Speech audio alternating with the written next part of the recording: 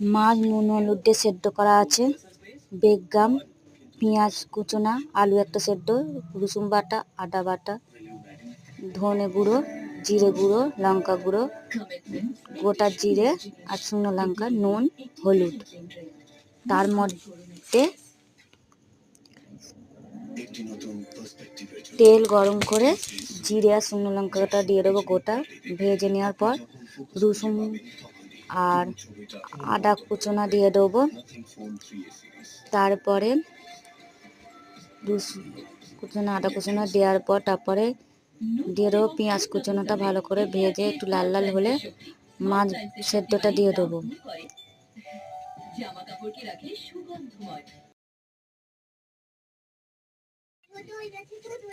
তো পেঁয়াজ কুচোনাটা দেওয়া ভালো করে নেড়ে লাল লাল ভেজে মাছটা দিয়ে দেবো। মাছটা দেওয়ার পর মাছটা বসে গেছে, নামতে পারেনি, তাহলে তো আর যায়নি। আবার ওই জন্য হাত দিয়ে করে নিলাম, আপনারা কিছু ভাবেননি। তারপরে ভালো করে নেড়ে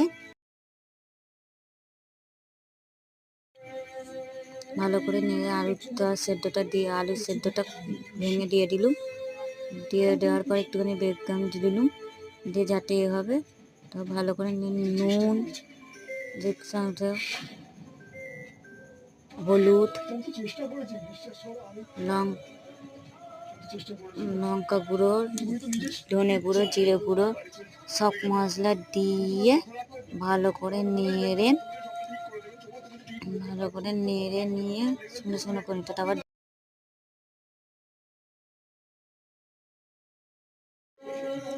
মশলাটা ঢেলে নিলাম, নিয়ে কিছুক্ষণ ঠান্ডা হতে দেবো। দিয়ে তারপর ভালো করে আমি মেখে নিয়ে তারপরে লাড্ডু মতন যেরম যে পারবে সেরম শেপ দিয়ে নেবে।